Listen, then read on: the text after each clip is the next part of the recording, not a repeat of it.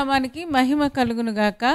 నేటి దేవుని మాట అనే శీర్షిక కోసం వేచి ఉన్న మీ అందరికీ కూడా యేసయ్య శక్తి కలిగిన నామంలో వందనాలు తెలియజేస్తూ ఉన్నాం. బాగున్నారా? దేవుని మహాకృప, దేవుని మహాదయ వలన దేవుడు మనల్ని కాచి కాపాడి సంరక్షిస్తూ ప్రతిరోజు ఈ విధంగా సజీవంగా ఉంచి ఆయన మాటలు వినడానికి దేవుడు కృప చూపిస్తూ ఉన్నాడు. ఆ గొప్ప దేవునికి మహిమ కలుగునుగాక. Praise the Lord. దేవుని నామానికి స్తోత్రాలు చెల్లిస్తూ మరి ఈరోజు నేటి దేవుని మాట అనే శీర్షికలో దేవుడు మనకి ఇవ్వబోతున్న మాటను ఒక్కసారి మనం చూద్దాం. అపోస్తుల కార్యములు 10వ అధ్యాయము 4వ వచనం మనం చూడగలిగితే అక్కడ రాయబడిన మాట ఈ విధంగా వ్రాయబడి ఉంది. అతడు దూత దర్శనమందు తేటగా అతడు దూత వైపు తేరిచూచి భయపడి ప్రభువా ఏమని అడిగాను. అందుకు దూత, నీ ప్రార్థనలను నీ ధర్మకార్యములను దేవుని సన్నిధికి జ్ఞాపకార్థముగా చేరినవి అని చెప్పడం మనం చూస్తూ ఉన్నాం. ఈరోజు అంశం ఏంటి అంటే నీ ప్రార్థనలు నీ ధర్మకార్యాలు జ్ఞాపకార్థముగా చేరినవి. అంటే మనం చేస్తున్న ప్రార్థనలన్నీ కూడా దేవుడు వింటూ ఉన్నాడు. ఆయన ప్రార్థనలు ఆలకించువాడా సర్వ శరీరులు నీ యొద్దకు వస్తారని లేఖనం చెప్పింది కదా. ఆ విధంగా మనం చేస్తున్న ప్రార్థనలన్నీ కూడా దేవుడు వింటూ ఉన్నాడు. ఇక్కడ కొర్నేలి అనే ఒక వ్యక్తి, ఆయన శతాధిపతి, 100 మంది మీద అధిపతి అయిన కొర్నేలి అనే ఆయనకు దేవుని దూత దర్శనమందు కనిపించి మాటలు చెప్పడం మనం చూస్తూ ఉన్నాం. ఎంత అద్భుతమైన విషయమో కదా. మన ప్రార్థనలు ఒక్కొక్కసారి దేవుని దగ్గరికి వెళుతూ ఉన్నాయా లేదా అని మనం ఆలోచిస్తూ ఉంటాం. తెలియకుండానే మనలో సందేహము, అనుమానము వస్తూ ఉంటాయి.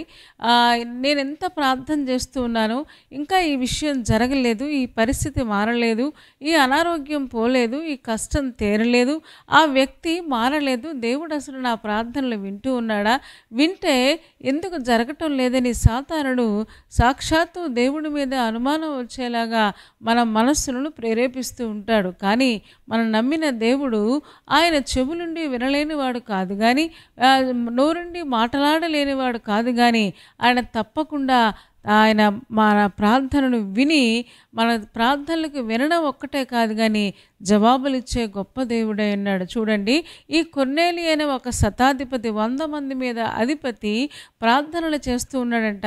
అతని కోసం చాలా మంచి సాక్ష్యం ఉంది. అదే అధ్యాయము 1, 2, 3 వచనాలు మనం చదువుదామా. ఇటలీ పటాలమనబడిన పటాలములో శతాధిపతి అయిన కొర్నేలి అనే భక్తిపరుడొకడు కైసరయలో ఉండెను. అతడు తన ఇంటి వారందరితో కూడా దేవుని యందు భయభక్తులు గలవాడై ఉండి ప్రజలకు బహుధర్మము చేయుచు ఎల్లప్పుడూ దేవునికి ప్రార్థన చేయువాడు. పగలు ఇంచుమించు 3 గంటల వేళ దేవుని దూత అతని యొద్దకు వచ్చి కొర్నేలి అని పిలుచుట దర్శనమందు తేటగా అతనికి కనబడెను అని లేఖనాల్లో మనం చదువుతూ ఉన్నాం. ఏమండి, 100 మంది మీద అధిపతి, ఒక ఆఫీసర్ అయ్యుండి ఆయనంట తన ఇంటి వారందరితో కూడా భక్తిగా ఉన్నాడంట. దేవుని పట్ల భయభక్తులు కలిగి ఉండడమే కాదు కానీ ధర్మకార్యాలు కూడా ప్రజలకు బహు ధర్మం చేస్తూ ఉన్నాడంట. ఏమండి, ఎంత అద్భుతమైన విషయమో కదా. ఒక అధికారి లేకపోతే ఒక ఆఫీసర్ ఏ విధమైన దర్పము లేకుండా, ఏ విధమైన గర్వము లేకుండా దేవుని పట్ల భయం కలిగి ఉండడం చాలా ఆశ్చర్యకరమైన విషయంగా కనిపిస్తూ ఉంది. కొంచెం డబ్బు ఉంటే, కొంచెం ఉద్యోగం ఉంటే, కొంచెం అన్ని పరిస్థితులు బాగుంటే ఈ రోజున భక్తిలో మనం నిలబడలేకపోతున్నాం. కానీ ఈయనకి అన్ని పరిస్థితులు బాగానే ఉన్నాయి. అసలు దేవుణ్ణి ఆరాధించాల్సిన అవసరత ఏముంటుంది అని అనుకుంటాం. కానీ అతను ఆ పరిస్థితులన్నీ మంచిగా ఉన్నా సరే అతను దేవుణ్ణి కొలవడం మనం చూస్తూ ఉన్నాం. ఇంటి వారందరితో కూడా, అంటే తన ఇంటి వారందరినీ కూడా భయభక్తుల్లో పెంచుతూ ఉన్నట్టుగా వారు కూడా చక్కగా కొర్నేలి మాట వినున్నట్లుగా మనం చూస్తూ ఉన్నాం. ఎంత అద్భుతమైన విషయమో కదా. ఈ రోజున మన కుటుంబాలు కూడా ఇలాగుంటే ఎంత బాగుంటుందో. కాబట్టి దేవుడు ఆ కొర్నేలి ప్రార్థన విన్నాడు అంట. నీ ప్రార్థనలన్నీ చేరినయి, జ్ఞాపకార్థంగా చేరినయి, నీ ధర్మకార్యాలు కూడా చేరినయి అని దర్శనమందు కొర్నేలి అని పిలవడం కూడా మనం చూస్తూ ఉన్నాం. నిజంగా మన ప్రార్థనలన్నీ దేవుడు వింటూ ఉన్నాడు. మన ప్రార్థనలకు తప్పకుండా జవాబిస్తాడు. ఇక్కడ కొర్నేలి ప్రార్థనలకు దేవుడు జవాబిచ్చినట్లుగా మన ప్రార్థనలకు కూడా దేవుడు జవాబిస్తాడు. అందులో అనుమానం ఏమీ లేదు. అది ఒక్కొక్కసారి లేట్ అవ్వచ్చు, ఒక్కొక్కసారి వెంటనే జరిగిపోవచ్చు, ఒక్కొక్కసారి కొన్ని సంవత్సరాలు కూడా లేట్ అవ్వచ్చు. కానీ మన దేవుడు ప్రార్థన ఆలకించేవాడు గనుక మనకేది మంచిదో అది మన జీవితంలో తప్పక ఆయన జరిగించే గొప్ప దేవుడై ఉన్నాడు. మనం గొప్ప దేవుడిని కలిగి ఉన్నాం. చూద్దామా ఒక్కసారి. ఏమండి, ఇక్కడ మళ్ళీ 4వ వచనం నేను చదువుతూ ఉన్నాను. మళ్ళీ అతను దూత వైపు తేరి చూచి భయపడి, ప్రభువా ఏంటి అని అడిగితే, నీ ప్రార్థనలన్నీ నీ ధర్మకార్యాలన్నీ కూడా దేవుని సన్నిధికి జ్ఞాపకార్థముగా చేరినవి అని చెప్పి అతను చేయాల్సిన పనిని చెప్తూ ఉన్నాడు. ఇప్పుడు ఏం చేస్తావంటే, నువ్వు యొప్పేకు మనుషులను పంపించి పేతురు అని మారు పేరు గల సీమోనును రప్పించి మీ ఇంటికి రప్పించుకో. దైవజనుడు మీ ఇంటికి వస్తే మంచిది. దైవజనుడిని పిలిచి అసలు సత్యములోనికి మార్గము నేనే సత్యము నేనే జీవమై ఉన్న క్రీస్తును గురించిన బోధ చక్కగా పేతురు ద్వారా మీరు వినండి. వెళ్ళు, ఆ మనుష్యుడు పలానా స్థలంలో ఉన్నాడు, ఆ దైవజనుడు పలానా స్థలంలో ఉన్నాడు, పంపించు అని వెంటనే చెప్పంగానే కొర్నేలి తన సైనికుడిని పిలిపించి వాళ్ళని పంపించినట్టుగా మనం చూస్తూ ఉన్నాం. ఎంత అద్భుతమో కదా. ఏమండి, కొర్నేలి ఒక అన్యుడు, అతను యూదుడేమీ కాదు, కానీ ఒక అన్యుడయ్యుండి కూడా అతను ప్రార్థిస్తూ ఉన్నాడు, దేవుని భయభక్తులు కలిగి ఉన్నాడు. అంత మాత్రమే కాదు, ఇంకా సర్వసత్యంలోనికి నడిపించాలని దేవుని దూత నేరుగా కొర్నేలి దగ్గరకు వచ్చి అతనితో మాట్లాడడం మనం చూస్తూ ఉన్నాం. ఎందుకు అంటే, ఒకవేళ ఇంకా అతను నేర్చుకోవలసింది, ఇంకా అతను తెలుసుకోవలసింది, యేసును గురించిన సంగతులు ఇంకా అతను తెలుసుకోవలసిన అవసరత ఉంది కనుక వెంటనే అంటున్నాడు, దైవజనుడిని పిలిపించయ్యా, మీ ఇంటికి వస్తే ఆశీర్వాదం. నిజమే, దైవజనులు మన ఇంటికి వస్తే ఆశీర్వాదం. ఏమంటే దైవజనుడు ఎక్కడ అడుగు పెడితే దేవుడు ఆ స్థలాన్ని ఆశీర్వాదంగా చేస్తానని వాగ్దానం చేశాడు కదా. మన గృహాలలో గృహ కూడికలు జరగడం కూడా చాలా ఆశీర్వాదం. ఈ రోజున చాలామంది గృహాలలో మీటింగులు పెట్టుకోవటం లేదు. ఏమంటే గృహాలలో మీటింగులు పెట్టుకుంటే తప్పకుండా గృహాలలో ఏలుబడి చేస్తున్న ప్రతి సాతాన తంత్రాన్ని, ప్రతి దేవునికి అయిష్టమైన ప్రతి కార్యాన్ని, ఏమంటే సంఘమంతా మన ఇంటికి వచ్చి ప్రార్థించినప్పుడు, దైవజనుడు మన ఇంటికి వచ్చి ప్రార్థించినప్పుడు తప్పకుండా మన ఇంటిలో ఉన్న ప్రతి చీకటి శక్తిని దేవుడు, చీకటి శక్తుల నుంచి దేవుడు మనకు విడుదల చేస్తాడు. ఈ సత్యము అందరి విశ్వాసులకు తెలిస్తే ఎంత బాగుంటుందో కదా. కాబట్టి మీ గృహాలలో తప్పకుండా సంవత్సరానికి ఒక్కసారైనా, ఏమండి రకరకాల పరిస్థితులు ఉంటాయి కదా, పుట్టినరోజు, పెళ్లి రోజు, లేకపోతే కృతజ్ఞత కూటాలు, అవన్నీ చక్కగా మనం పెట్టుకుంటూ ఉంటే తప్పకుండా దేవుడు మనతో స్పష్టంగా ఆ రోజు మాట్లాడి మన కుటుంబాలు ఇంకా చక్కగా దేవుని యొక్క సర్వ సత్యంలోనికి దేవుడు మనల్ని నడిపిస్తాడు. సరే, ఇక్కడ కొర్నేలి పిలిపించాడట. చూడండి, అదే అధ్యాయంలో మనం చూస్తే అపోస్తుల కార్యములు 10వ అధ్యాయము 22వ వచనం నేను చదువుతూ ఉన్నాను. మీరు కూడా ఒక్కసారి చూడండి. అందుకు వారు, నీతిమంతుడును దేవునికి భయపడేవాడును యూద జనులందరి వలన మంచి పేరు పొందినవాడునైనా శతాధిపతి కొర్నేలి అని ఒక మనుష్యుడున్నాడు. అతడు నిన్ను తన ఇంటికి పిలువనంపించి నీవు చెప్పు మాటలు వినవలనని పరిశుద్ధ దూత వలన బోధింపబడినని చెప్పిరి. అప్పుడు అతడు వారిని లోపలికి పిలిచి ఆతిథ్యమిచ్చిన కొర్నేలి చేత పంపబడిన మనుష్యులు సీమోను పేతురు దగ్గరకు వచ్చి అక్కడ చెబుతూ ఉన్నారు. తమ యజమానుడి కోసం ఏమని చెప్తూ ఉన్నారంటే చూడండి చక్కగా, అందుకు వారు ఏమంటున్నారంటే, నీతిమంతుడును దేవునికి భయపడేవాడును యూద జనులందరి వలన మంచి పేరు పొందినవాడునైనా కొర్నేలి అని ఒక మనుష్యుడున్నాడు. ఎంత అద్భుతమైన విషయమో కదా. ఏమంటే తన యజమానుడి గురించి ఆ పనివారు, తన యజమానుని కింద పనిచేస్తున్నవారు ఏమండి యజమాని కోసం ఎంత చక్కగా చెప్తూ ఉన్నారు. ఏమండి, అతడు నీతిమంతుడయ్యా, చాలా మంచోడు, యూద జనులందరి వలన మంచి పేరు పొందినోడు. అంత మాత్రమే కాదు, అతడు మనుషులకు భయపడడం కంటే కూడా మొదట దేవునికి భయపడతాడు అని సాక్ష్యం ఇవ్వడం మనం చూస్తూ ఉన్నాం. సాధారణంగా యజమానుడు యజమానుని మీద చాడీలు చెప్పుకునేవాళ్ళు ఎక్కడైనా ఉంటారు కదా. కుటుంబ యజమానికి కావచ్చు, ఉద్యోగ సంబంధమైన యజమాని కావచ్చు, యజమానుల మీద ఎక్కువగా అలా చేశాడు, ఇలా చేశాడు, అలాగన్నాడు, ఇలాగన్నాడు, లేకపోతే అది చేయలేదు, ఇది చేయలేదు అని చాడీలు చెప్పుకునేవారు ఉంటారే కానీ ఇక్కడ కొర్నేలి గురించి తన కింద పనిచేస్తున్న ఉద్యోగులు ఎంత చక్కగా చెప్తున్నారంటే, అతడు నీతిమంతుడు, దేవునికి భయపడేవాడు, అతడు యూద జనులందరి వలన మంచి పేరు పొందినోడయ్యా అని సాక్ష్యం ఇవ్వడం మనం చూస్తూ ఉన్నాం. మనం కూడా ఇలాంటి సాక్ష్యాన్ని పొందగలిగితే మన చుట్టూ ఉన్న వారి ద్వారా, మనం ఒకవేళ ఉద్యోగుల బాస్ అయితే ఏమంటే మన కింద పనిచేస్తున్న ఉద్యోగులు కూడా మన గురించి ఇలా చెప్పగలిగితే ఎంత బాగుంటుందో అనిపిస్తుంది కదా. అంత మాత్రమే కాదు, మనం చూద్దాం ఒక్కసారి. ఇందాక 4వ వచనంలో మనం చదివాం కదా, నీ ప్రార్థనలు, నీ ధర్మకార్యాలు జ్ఞాపకార్థంగా చేరుతూ ఉన్నాయి అని చెప్పడం మనం చూస్తూ ఉన్నాం.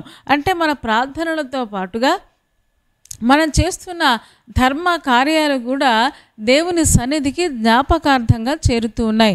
కేవలం మన ప్రార్థనలు మాత్రమే వినటం లేదు, మన ప్రార్థనలతో పాటుగా మనం చేస్తున్న పనులు కూడా దేవుడు చూస్తూ ఉన్నాడు అనే విషయం ఇక్కడ ఈ రోజున దేవుడు మనతో స్పష్టంగా మాట్లాడుతున్నాడు. ఈరోజు చాలామంది ప్రార్థనలు చేస్తూ ఉన్నారు. ఏమంటే కొంతమంది అసలు ప్రార్థనే చేయటం లేదు, దేవుడిని అప్పుడప్పుడు మాత్రమే ప్రార్థన చేసేవారు ఉంటారు.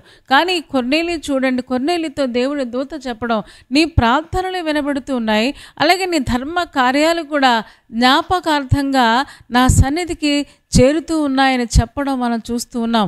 అంటే మన ప్రార్థనలు ఒక్కటే దేవుడు వింటలేదు కానీ మనం ఏది ప్రార్థిస్తూ ఉన్నామో అది మన జీవితంలో మనం చేస్తున్నామా లేదా, ఆ ధర్మ కార్యాలు అది ఎవరికి ఏ ధర్మం జరిగించాలో మన జీవితాల్లో అది ధర్మం జరిగిస్తున్నామా లేదా అనే విషయాన్ని కూడా దేవుడు చూడడం మనం చూస్తూ ఉన్నాం. ఈరోజున ప్రార్థిస్తున్న వారులారా, విశ్వాసులారా, మన ప్రార్థనలతో పాటుగా మన చేతలు దేవుడు చూస్తున్నాడు, మన పనులు దేవుడు చూస్తూ ఉన్నాడు. కేవలం ప్రార్థన ఒక్కటే కాదు కానీ మనం చేస్తున్న ధర్మ కార్యాలు కూడా దేవుడు చూస్తూ ఉన్నాడు. మరి ఒకవేళ అనుకోవచ్చు, ధర్మ కార్యాలు అంటే ఉన్నదంతా అందరికీ పనిచేయాలా, లేకపోతే ఎప్పుడూ అందరికీ సేవ చేయాలా అని అదే ఒకటే అనుకుంటాం. ఏమంటే బైబిల్లో చాలా ధర్మాలు ఉన్నాయి. మనకు సమయం కొంచెంగా ఉంది కనుక 2-3 విషయాలు చెప్తాను. ఏమంటే బైబిల్లో ధర్మం కొన్ని రకాల ధర్మాలు ఉన్నాయి.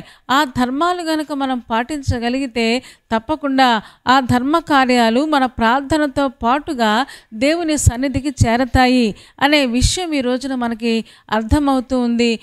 దేవుడు మనతో మాట్లాడుతూ ఉన్నాడు. ఎఫెసీయులకు రాసిన పత్రిక 6వ అధ్యాయము 1వ వచనం మనం చూడగలిగితే అక్కడ చెప్పబడిన మాట మీరు చూస్తారా? ఏమని రాస్తారు అంటే, ఎఫెసీయులకు రాసిన పత్రికలో మనకు తెలుసు, ఒక్కసారి మనం చూద్దాం. 6:1 రాయబడిన మాట ఏంటి అంటే, పిల్లలారా, ప్రభువునందు మీ తల్లిదండ్రులకు విధేయులై ఉండుడి, ఇది ధర్మమే అని చెప్పడం మనం చూస్తూ ఉన్నాం. పిల్లలారా, మీ తల్లిదండ్రులకు మీరు విధేయులై ఉండండి, ఇది ధర్మమే. ధర్మము అంటే అర్థం ఏంటి అంటే విధి అని అర్థం అన్నమాట. విధి అంటే మనం చేయాల్సిన జాబ్ అన్నమాట. కాబట్టి పిల్లలారా, ఏమండి, మన పిల్లలమైతే మన తల్లిదండ్రులకు లోబడాలి, విధేయత చూపించాలి. ఎందుకంటే కని పెంచి పోషించి అన్ని విషయాలు మన బాగోగులు అన్నీ చూసి మనల్ని ఒక ప్రయోజకులుగా చేస్తున్న తల్లిదండ్రులు మర్చిపోతూ ఉన్నారు ఈ రోజుల్లో పిల్లలు చాలామంది. అందుకనే చెబుతూ ఉన్నాడు, ఇది ధర్మమే. ఏమండి అంటాడు కదా, భిక్ష అడుక్కునేవారు అంటారు కదా, ఏమంటారంటే ధర్మం తల్లి అంటారు. ఏమన్నా అంటే అర్థం ఏంటి అంటే, నాకు చిరిగిపోయిన చొక్కా ఉంది, లేకపోతే నాకు తినడానికి తిండి లేదు, మీరు చూస్తే అన్నీ చక్కగా ఉన్నారు, మాలాంటి వాళ్ళని కొంచెం చూడడం మీ ధర్మమే కదా, మీకు అన్నీ ఉన్నవారు లేనోళ్ళు చూడడం ధర్మమే కదా అని అంటారు. అంటే మీ విధి కదా, మీ జాబ్ కదా అన్నట్టుగా వాళ్ళు కూడా ధర్మం గురించి మాట్లాడడం మనం చూస్తూ ఉంటాం.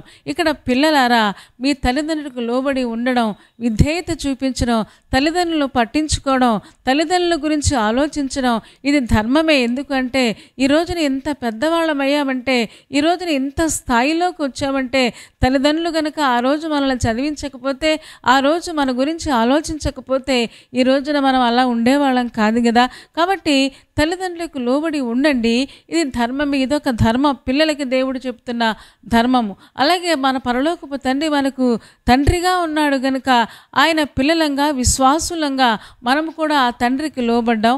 అలాగే సంఘము మన తల్లి కనుక మన తల్లి సంఘానికి మనం లోబడి ఉండడం ఇది ధర్మమే అని ఈ రోజున విశ్వాసులుగా దేవుడు మనకు కూడా చెబుతూ ఉండడం మనం చూస్తూ ఉన్నాం.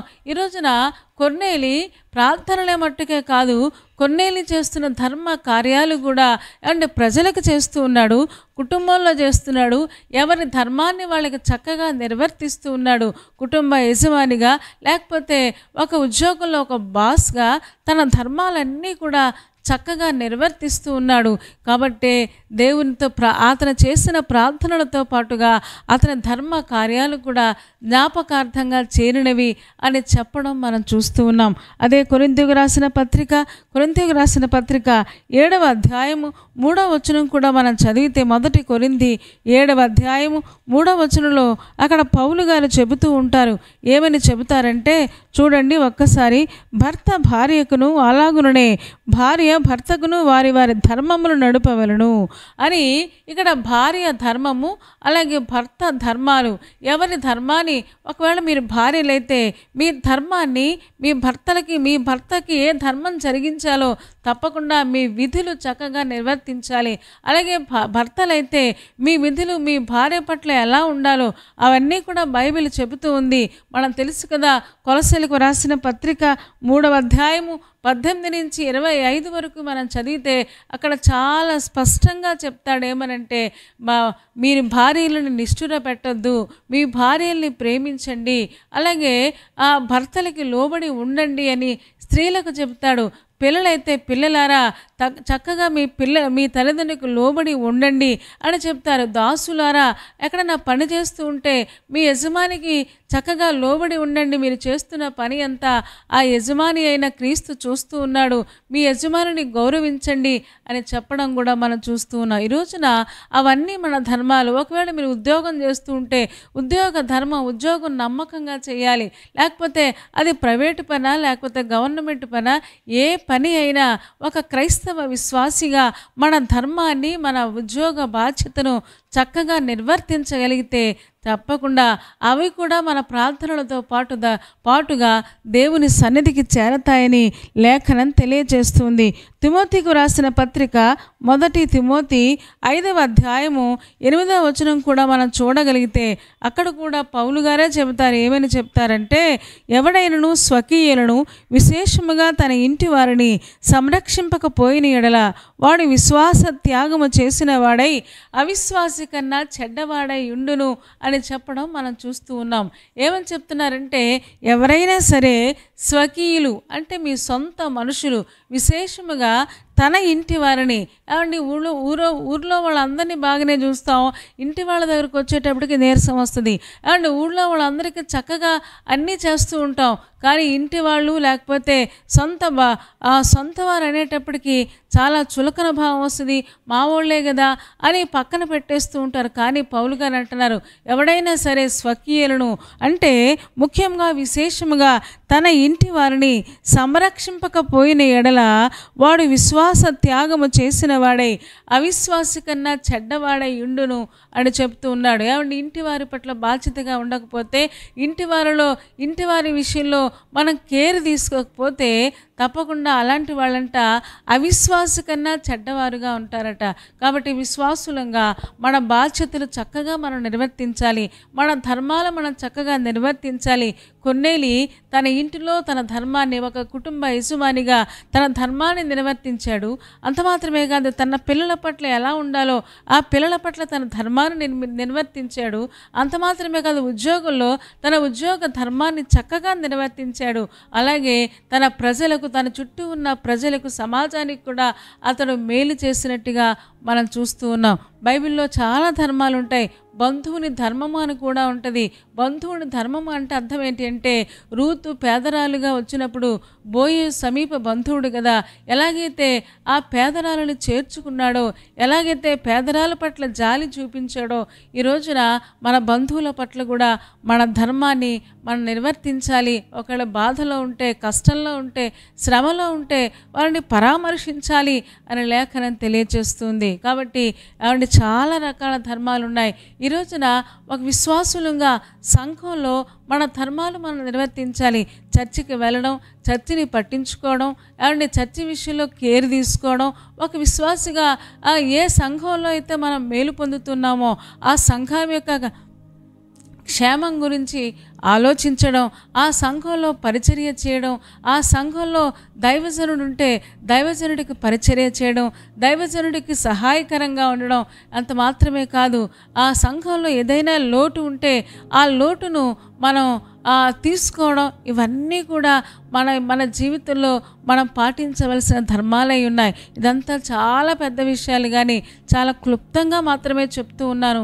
కాబట్టి మన ప్రార్థనలతో పాటుగా మనం చేస్తున్న ధర్మ కార్యాలు కూడా జ్ఞాపకార్థంగా దేవుని సన్నిధికి చేరతాయి అనే విషయం మనకు అర్థమవుతుంది. కాబట్టి మనం అలా చేయగలిగితే ఎంత బాగుంటుందో. కొన్నేళ్ళు ఇంటికి పేతురు గారు వచ్చారంట. చూడండి ఒక్కసారి అపోస్తుల కార్యములు, అదే అపోస్తుల కార్యములు 10వ అధ్యాయము. అండ్ నేరుగా పేతురు ఏమండి దైవజనుడే నేరుగా కొన్నేలి ఇంటికి పంపబడ్డాడు కదా. ఏమండి 34, 35 చదువుతున్నాడు 10వ అధ్యాయము. దేవుడు పక్షపాతి కాడని నిజముగా గ్రహించి ఉన్నాను.